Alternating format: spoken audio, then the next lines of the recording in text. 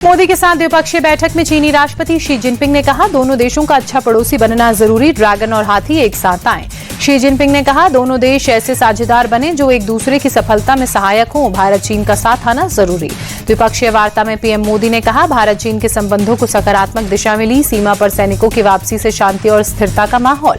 PM Modi ने कहा, भारत चीन के बीच कई मुद्दों पर सहमति बनी, दोनों देशों के बीच संबंध और मजबूत होंगे। शी जिनपिंग के साथ बैठक में मोदी ने कहा, अपने संबंधों को आगे बढ़ाने के लिए हम प्रतिबद्ध हैं, परस्पर सम्मान और आपसी विश्वास के साथ हम आगे बढ़ेंगे। द्विपक्षीय बैठक में मोदी ने कहा, कैलाश मानसरोवर यात्रा फिर से शुरू हुई, दोनों देशों के बीच सीधी उड़ान भी शुरू होगी। भारत चीन के सहयोग से 2.8 अरब लोगों को फायदा होगा। गलवान झड़प के बाद पहली बार चीन में प्रधानमंत्री मोदी, त्यांजिन में राष्ट्रपति शी जिनपिंग के साथ द्विपक्षीय वार्ता, सुबह 9:30 बजे से 55 मिनट तक चली दोनों के बीच बातचीत। 7 साल बाद दोनों नेताओं के बीच द्विपक्षीय वार्ता हुई। 2018 में चीन दौरे के दौरान पीएम मोदी ने शी जिनपिंग के साथ बैठक की थी। बैठक में सीमा विवाद के अलावा व्यापार समेत कई अहम मुद्दों पर चर्चा। एनएसए अजीत डोवल और विदेश सचिव विक्रम मिस्री भी बैठक में मौजूद रहे। त्यांजिन में पीएम मोदी ने चीनी कम्युनिस्ट पार्टी के सचिव के क्यूई से भी मुलाकात की, उनके साथ बैठक की। कई अहम मुद्दों पर दोनों के बीच बातचीत हुई। पीएम मोदी एससीओ समिट के दौरान सोमवार को रूसी राष्ट्रपति पुतिन से भी द्विपक्षीय मुलाकात करेंगे। 40 मिनट की मुलाकात के दौरान यूक्रेन वॉर और अमेरिकी टैरिफ के मसले पर बात हो सकती है। एससीओ मीटिंग को लेकर उत्साहित हूं, पीएम मोदी ने कहा। बैठक में वर्ल्ड लीडर्स के साथ आधुनिक चुनौतियों पर चर्चा होगी। पुतिन मोदी की मुलाकात से पहले यूरोप में बड़ी हलचल, जेलेंस्की ने पीएम मोदी को फोन मिलाया। पीएम मोदी ने जंग के शांतिपूर्ण समाधान में मदद का आश्वासन दिया। पीएम मोदी के मन की बात कार्यक्रम का 125वां एपिसोड आज हुआ प्रसारित। बाढ़ बारिश से हुए नुकसान का पीएम ने जिक्र कर कहा, मानसून में प्राकृतिक आपदा का कहर दिखा, बाढ़ बारिश से भारी तबाही हुई। पीएम मोदी ने कहा, बाढ़ बारिश से हर घर तबाह हुए, हर पीड़ित का दर्द हम सबका दर्द, आपदा की घड़ी में सेना मददगार बनी। मन की बात कार्यक्रम में पीएम ने पुलवामा में हुए डे नाइट क्रिकेट मैच का भी जिक्र किया। बोले, पुलवामा में मैच बदलते भारत की तस्वीर। पीएम मोदी ने कहा, जम्मू कश्मीर में वाटर स्पोर्ट्स और लोकप्रिय बना, देश के खिलाड़ी गौरव बढ़ा रहे हैं, जो खेलता है वो खिलता है। मोदी ने कहा, भारत में छिपी प्रतिभाओं को दुनिया देख रही है, पूरे विश्व का ध्यान अब भारत की तरफ है। मन की बात कार्यक्रम में पीएम ने एक बार फिर स्वदेशी अपनाने की अपील करते हुए कहा, स्वदेशी को बढ़ावा दें, त्योहारों में स्वदेशी सामान को उपहार में दें। पीएम मोदी ने कहा, उपहार वही जो भारत में बना हो, वोकल फॉर लोकल को ज्यादा से ज्यादा बढ़ावा दें। डिप्टी सीएम सम्राट चौधरी ने बीजेपी कार्यकर्ताओं के साथ प्रधानमंत्री के मन की बात को सुना। प्रदेश बीजेपी अध्यक्ष दिलीप जायसवाल और दूसरे नेता भी इस दौरान मौजूद रहे। बिहार में आरा में मंच से तेजस्वी यादव ने राहुल गांधी की मौजूदगी में खुद को सीएम फेस घोषित किया। जनता से पूछा, आपको डुप्लीकेट सीएम चाहिए या ओरिजिनल? तेजस्वी यादव ने वोटर अधिकार यात्रा के दौरान आरा में एनडीए सरकार पर निशाना साधते हुए कहा, यह नकलची सरकार है, इनके पास कोई रोड मैप नहीं है, ये सिर्फ महागठबंधन की नकल कर रहे हैं। तेजस्वी के डुप्लीकेट मुख्यमंत्री वाले बयान पर जेडीयू का पलटवार। मंत्री अशोक चौधरी ने कहा, कांग्रेस कुछ कह नहीं रही है, फिर वो कैसे खुद को सीएम मान रहे हैं। तेजस्वी यादव के डुप्लीकेट मुख्यमंत्री वाले बयान पर पलटवार के साथ ही वोटर अधिकार यात्रा से बीजेपी घबराई, ऐसा तेजस्वी यादव ने कहा। तेजस्वी यादव लगातार बीजेपी को अपने निशाने पर ले रहे हैं। वोटर अधिकार यात्रा से बीजेपी के घबराने की बात तेजस्वी ने कही, तो वहीं सपा चीफ अखिलेश यादव ने तेजस्वी का समर्थन कर कहा, तेजस्वी ही होंगे बिहार के अगले सीएम, उनसे बेहतर बिहार में कोई सीएम नहीं हो सकता। अखिलेश यादव ने कहा, तेजस्वी के सत्ता में आने के बाद बेरोजगारी की वजह से पलायन नहीं होगा, बल्कि बीजेपी का पलायन होगा। वोटर अधिकार यात्रा को लेकर आरजेडी सांसद मनोज झा का बड़ा बयान, कहा, यात्रा सिर्फ बिहार तक ही सीमित नहीं है, पूरे देश में इसका संदेश पहुंचा है। आरा में राहुल गांधी ने कहा, यह सिर्फ वोटों की नहीं, आपके अधिकारों की भी चोरी है, हम बिहार में बीजेपी को एक भी वोट चोरी करने नहीं देंगे।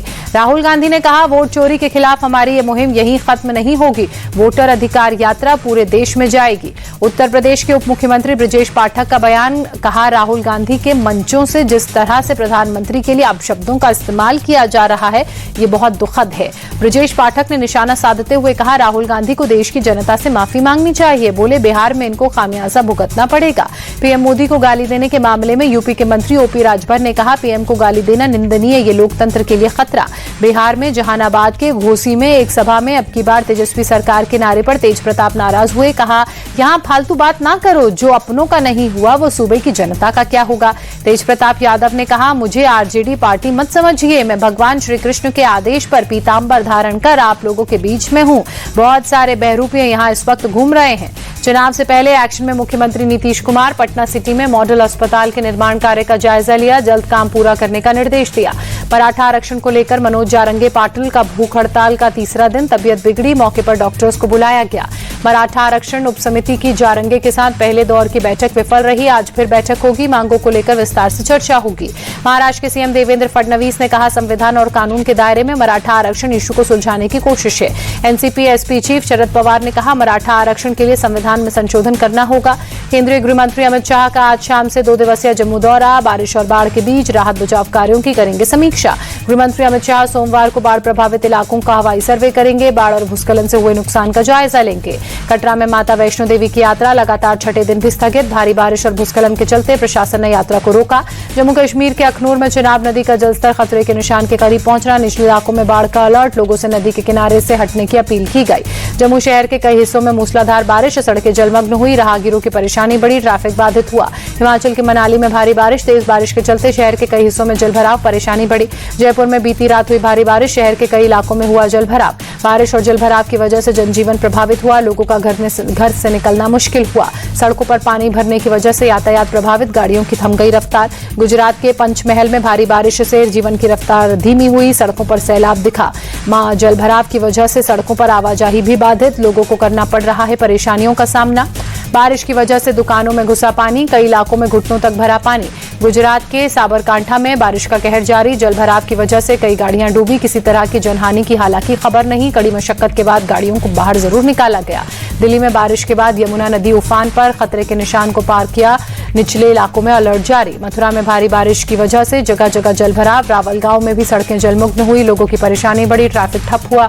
जम्मू कश्मीर के पुंछ में सुरक्षा बलों ने 2 आतंकियों को पकड़ा, आतंकियों के पास से भारी मात्रा में हथियार बरामद। छत्तीसगढ़ के बीजापुर में सुरक्षा बलों का तलाशी अभियान जारी, उस दौरान मिली बड़ी कामयाबी, बिजली के तार से जुड़ा 10 किलो का आईईडी बरामद किया। सुरक्षा बलों ने आईईडी को मौके पर ही नष्ट किया, निष्क्रिय किया, पूरे इलाके में चलाया सर्च ऑपरेशन। बांका में ज्वेलरी शॉपकीपर की हत्या से हड़कंप, लूट के लिए आए बदमाशों ने गोली मारी, उग्र लोगों का सड़क जाम कर आरोपियों की गिरफ्तारी का लेकर प्रदर्शन। गाजियाबाद में पुलिस और बदमाशों के बीच मुठभेड़, 2 बदमाश गिरफ्तार, तमंचा कारतूस बरामद।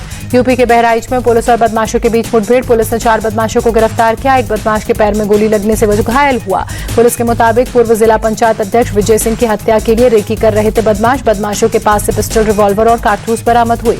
मेरठ में कैंची बनाने के कारखाने में अवैध हथियार फैक्ट्री का भंडाफोड़ हुआ, भारी मात्रा में पिस्टल मैगजीन के साथ हथियार बनाने के उपकरण बरामद, 2 आरोपी मामले में गिरफ्तार। सीतापुर में थाना प्रभारी के विरोध में सपा ने खोला मोर्चा, पूर्व विधायक से अभद्रता के विरोध में कलेक्ट्रेट में प्रदर्शन, कपड़े उतारकर विरोध। कानपुर देहात के अकबरपुर में जहरीली गैस से 3 मजदूरों की मौत, अंडर कंस्ट्रक्शन सीवर टैंक की शटरिंग खोलते वक्त हादसा। झांसी के मंडल रेलवे अस्पताल में घोड़े घुसे, वार्ड में करीब 30 मिनट तक इधर उधर चहलकदमी करते घोड़े नजर आए, डर के मारे मरीजों और तीमारदारों में दरवाजे बंद किए, सोशल मीडिया पर यह वीडियो वायरल। तीमारदारों ने मुख्य चिकित्सा अधीक्षक सीएमसी से शिकायत की, सीएमसी ने कहा सुरक्षा व्यवस्था की फाइल अभी प्रोसेस में है। बिहार के अररिया में 2 अलग अलग हत्याकांड, अज्ञात मामले में बदमाशों ने एक शख्स को गोली मारी, एक शख्स को जिंदा जलाया। भोजपुरी स्टार पवन सिंह ने अपनी अश्लील हरकत पर एक्ट्रेस अंजलि राघव से माफी मांगी, कहा मेरा इरादा गलत नहीं था, अगर आपको तकलीफ हुई तो मैं क्षमा प्रार्थी हूं। उत्तर प्रदेश महिला आयोग की उपाध्यक्ष और बीजेपी नेता अपर्णा बिष्ट यादव अयोध्या पहुंची, हनुमानगढ़ी मंदिर में दर्शन कर बजरंगबली का आशीर्वाद लिया। दिल्ली में fit India Sunday on cycle कार्यक्रम का आयोजन, केंद्रीय मंत्री मनसुख मंडाविया शामिल हुए, साइकिल चलाकर फिट रहने का संदेश दिया। सूरत में fit India Sunday on cycle कार्यक्रम, केंद्रीय मंत्री सीआर पाटिल ने हरी झंडी दिखाई, बड़ी संख्या में लोग शामिल हुए। कुरुक्षेत्र में साइक्लाथन का आयोजन, सीएम सैनी भी शामिल हुए, साइकिल चलाकर फिट रहने का संदेश दिया। हरियाणा के कुरुक्षेत्र में स्वच्छता अभियान, सीएम नायब सिंह सैनी शामिल हुए, झाड़ू लगाकर स्वच्छता का संदेश दिया। राष्ट्रीय खेल दिवस समारोह के तहत पुरी में साइक्लाथन का आयोजन, सांसद संबित पात्रा शामिल हुए, साइकिल भी चलाई। दिल्ली के नजफगढ़ में स्वच्छता एक संस्कार नाम से सांस्कृतिक कार्यक्रम हुआ, बड़े पैमाने पर लोगों ने इस कार्यक्रम में शिरकत की। एमसीडी की तरफ से कार्यक्रम का आयोजन हुआ, दिल्ली के साफ रखने को लेकर अभियान चलाया गया।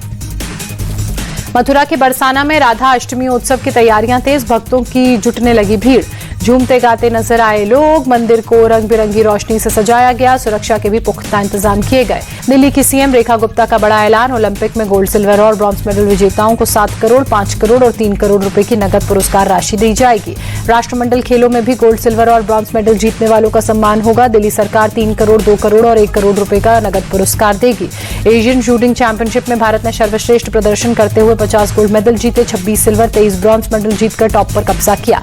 कजाकिस्तान दूसरे और चीन तीसरे स्थान पर रहा। कजाकिस्तान 70 और चीन ने 37 पदक जीते।